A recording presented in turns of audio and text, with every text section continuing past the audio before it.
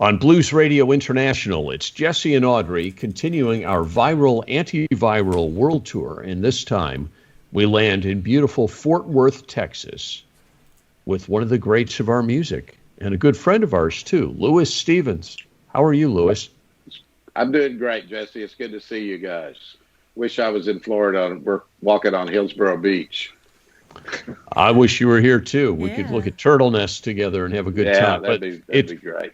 It's an honor every time we get to hear you or spend time in your presence. And you've got such a rich history with music, not just blues music, which is what most of us know you for. Right. And I'd like to go back to the very beginning in Van Cliburn, a name that may not even be familiar with many of the people watching. Can you tell us how you got into music in the first place? Yeah. When I was 5 years old was when Van Cliburn won the Tchaikovsky Medal.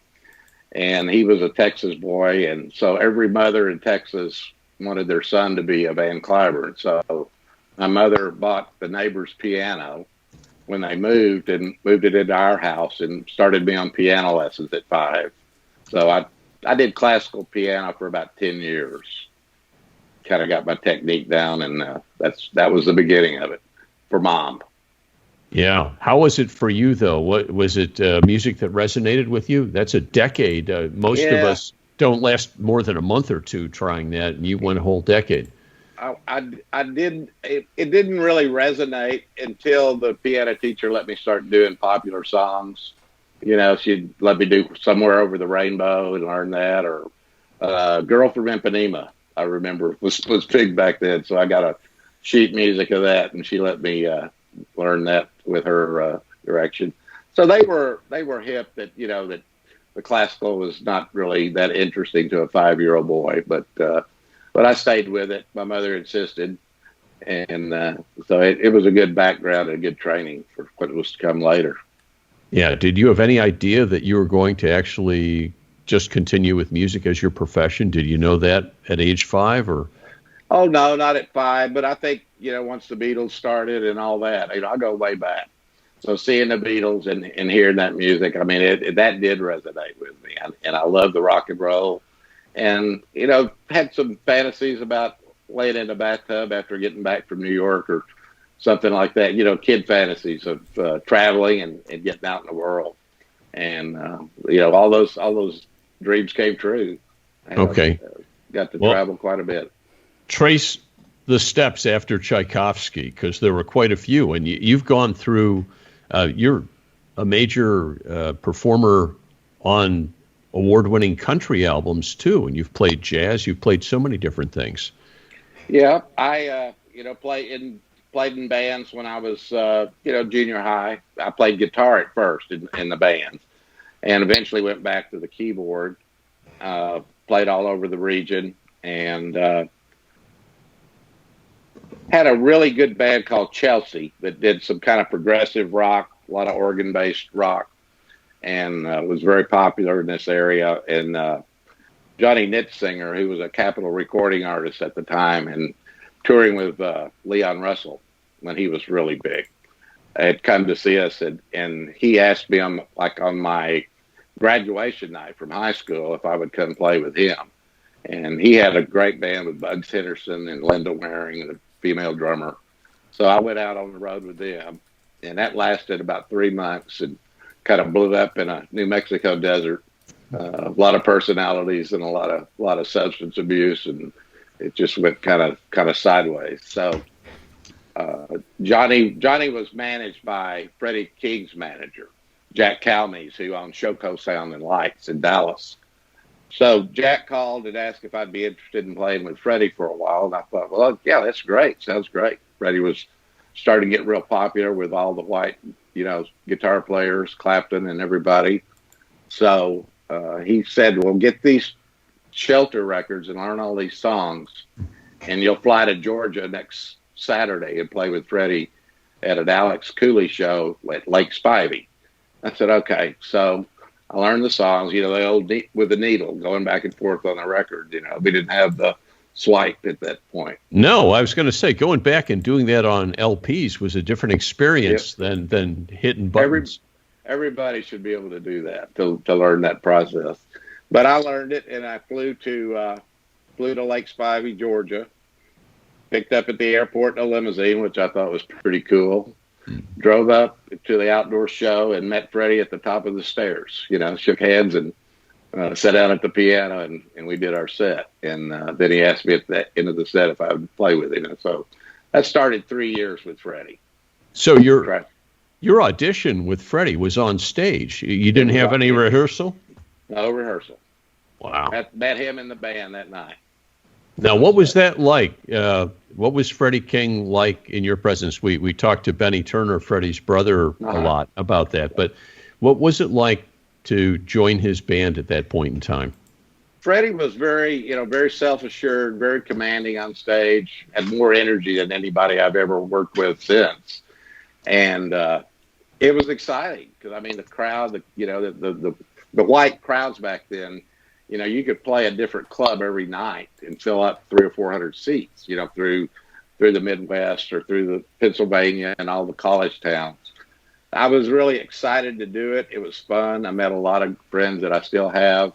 The band didn't have a lot of turnover, but it had a little bit. So met some different musicians, and Freddie always treated me very kind, and it was, he was a good guy. And to me, he could be hard. He always wanted his money up front, but he was a giant. To watch people like Clapton, Freddie and I got the privilege of playing with Clapton several times with Freddie. Freddie Clapton, the first night we played with him in El Paso, called me and Freddie up on the encore. And having been a young guitar player playing Cream songs, I burned up a payphone after that, calling all my friends and tell them. It was, but to watch their reverence for Freddie and how much they admired and I basically idolized him. It was a great time for rock and roll. It's a cultural phenomenon. This is at a time also when we still have very serious racial issues in this country, but at that point in time, they were much more acutely in front of us, and white audiences accepting black music and celebrating black music. Yeah. What was that like to be around? It was great because it was totally accepted by that college age crowd. Like I say, we could play a different college town every night through certain areas of the country. Speaking of the racism, it was the early 70s is when that was, 73 to 76, that I played with Freddie.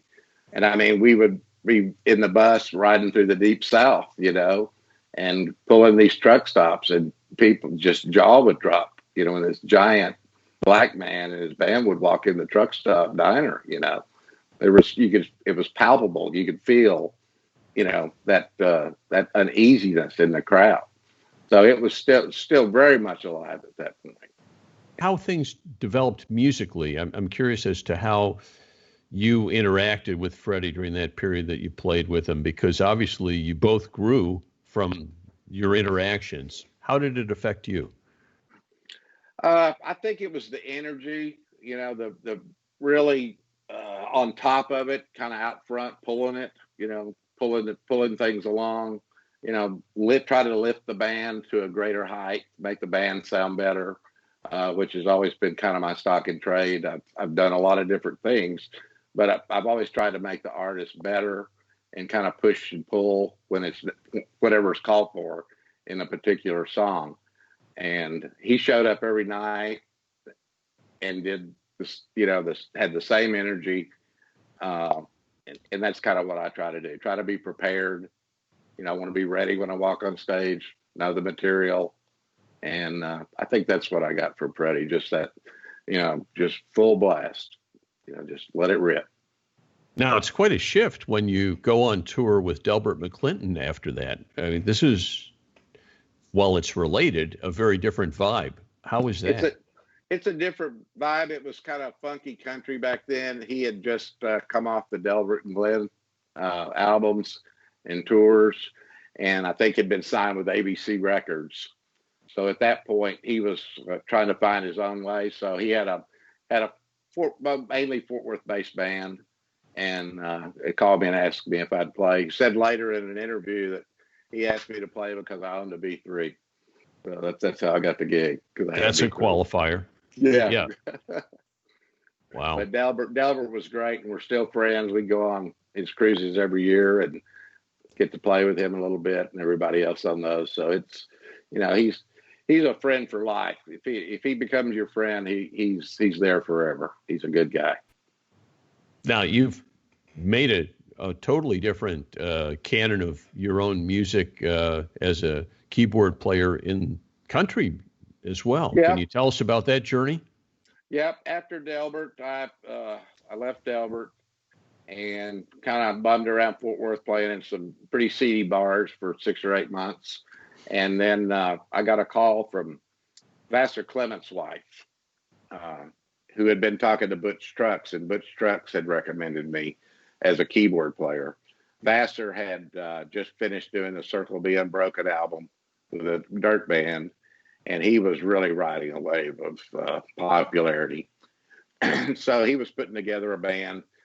I literally got in a Nissan little pickup that was Datsun back then, little yellow Datsun pickup, loaded everything I owned in the back of it, covered it with a tarp, and drove to Nashville. Met Vassar. The guitar player in that band at the time was Marty Stewart. Marty had left. Wow. He already had that full string guitar.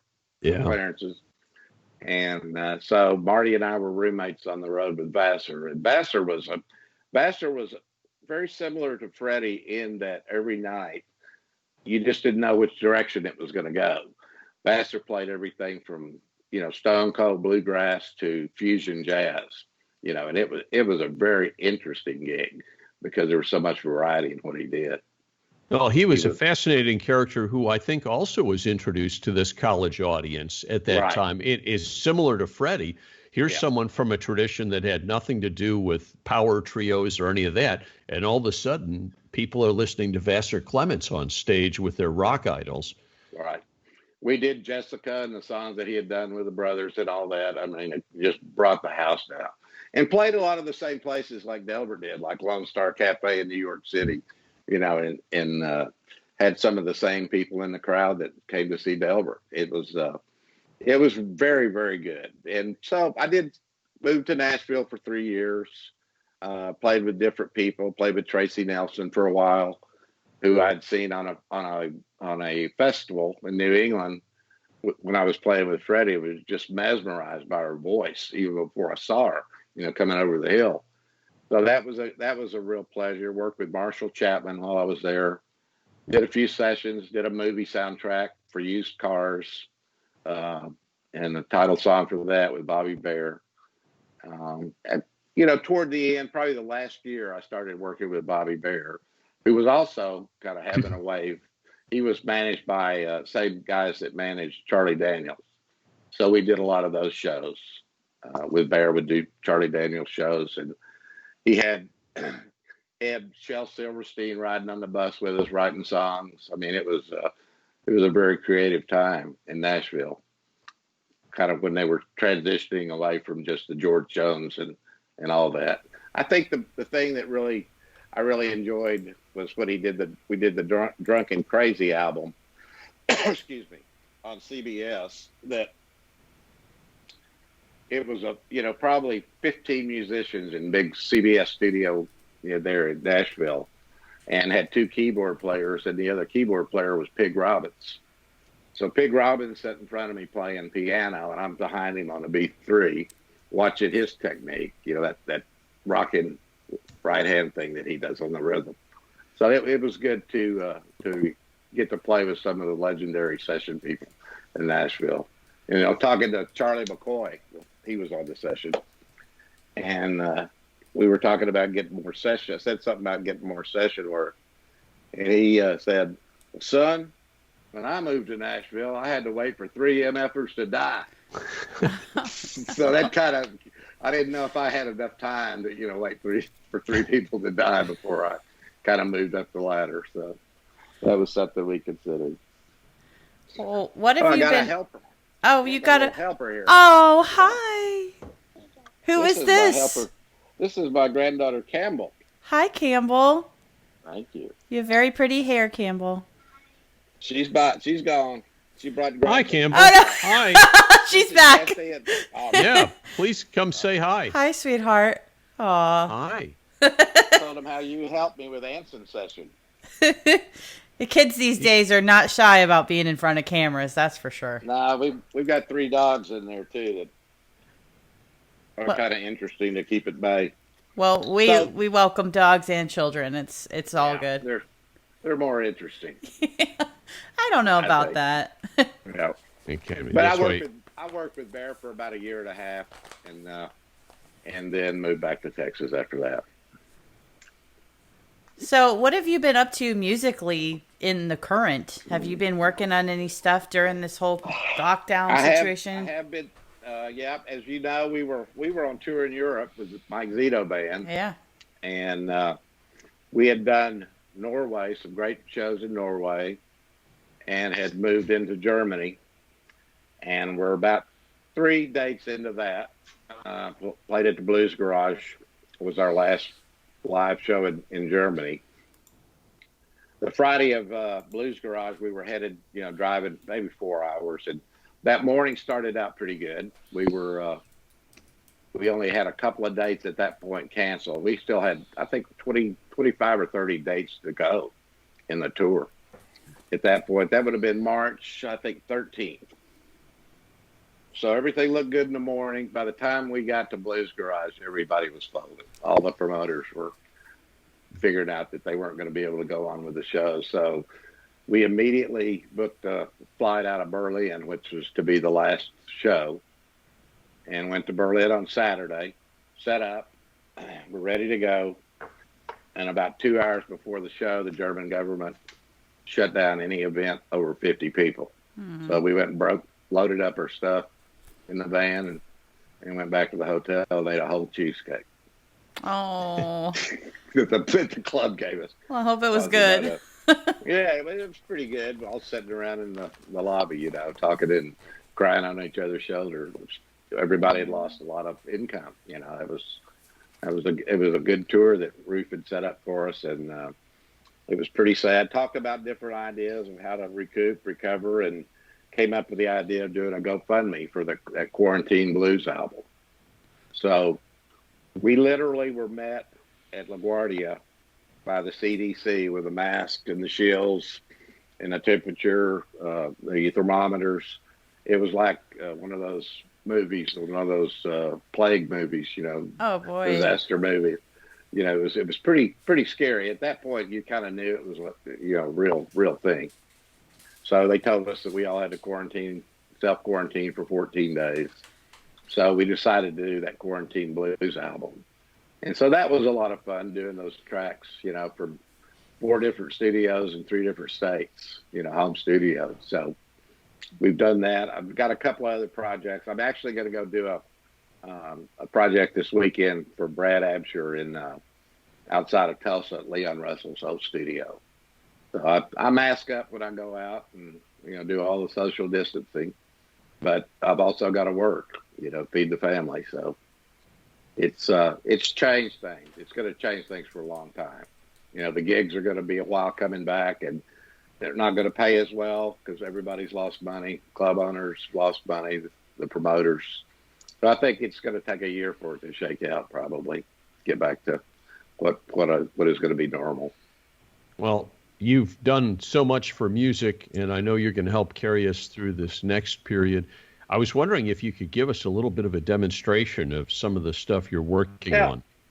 What I have done over the past 5 or 6 years is set up a home studio with Real B3, all the electric pianos, and then I have in the other room, I have a Baldwin Grand set up in there with some good mics on it for doing overdubs on projects that people send via Dropbox. So we're doing right now, we're working on getting Mike about 20 different songs that we do live and doing them in a more of a live fashion so he can do his Saturday night shows. And so I'll show you how I do that. What they do, they'll send me a track, and then I'll put it into Pro Tools over here.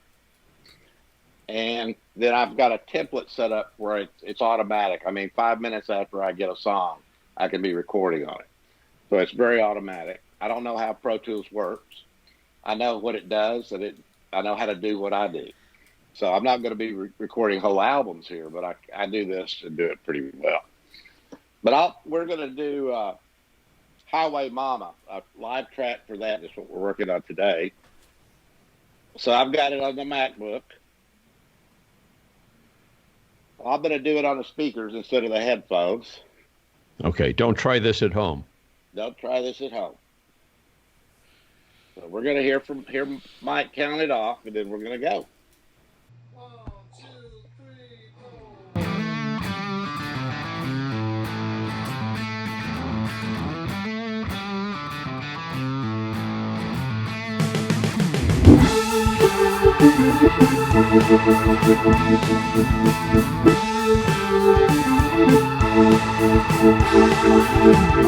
Highway mama, baby, let me see you go.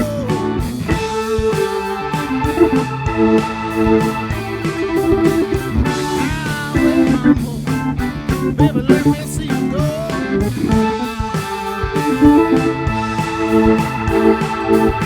Hey, you drive me crazy, going down this outbound road.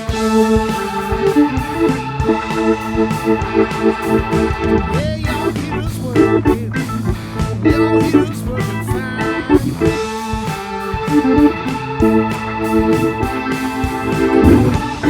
us working, baby. Y'all hear us working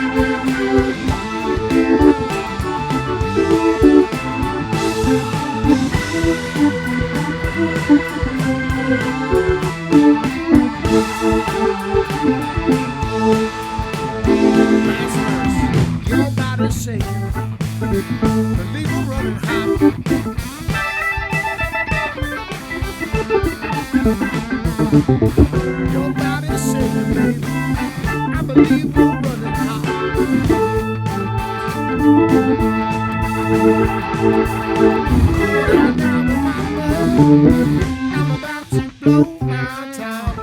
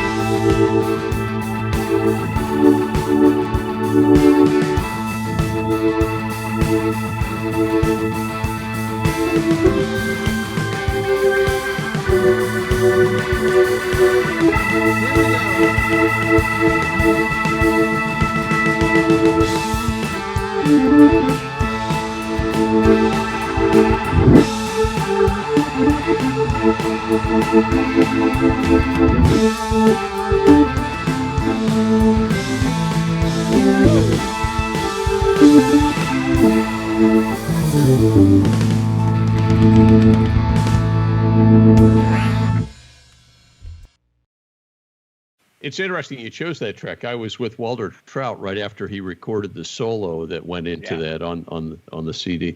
And I think it's wonderful that you've taken us behind the scenes a bit here, because most everyone seeing you or any other B3 player on stage sees the wood and someone behind it, but has no idea of the enormity of the task of playing a B3. That's quite an accomplishment. Got a lot of knobs and drawbars. Yeah, there's a lot going on there, and I don't think we often get to share that with people, so I want to thank you for that. I wanted to ask you, you have a better perspective than many of the people that I know and we talk with, because you've played all these different kinds of music, from your early work in classical music to jazz, country, blues, and all sorts of things in between. How do you see this all fitting together? Because people who are only focused on one genre tend to look at that pool in isolation without seeing the relationship. How do all these types of music relate to each other? I would agree with that. A lot of people get pigeonholed into one style, and a lot of that comes from how they gain popularity. So if they're playing blues and they become a popular artist, they kind of stick with that. I like any music if it's good. If it's good. There's great country. There's great old bluegrass. Love the German dances by Beethoven. Those are fun to play. Very, very strong. Very aggressive music. I think me being a sideman, people ask me to play a song and I have to think for a minute, because I don't really do that. I sit and play behind someone else, is what I'm used to, and trying to enhance that. So the way I've always gone about it is try to play that style of music with that artist. Whatever that artist does is what I try to do.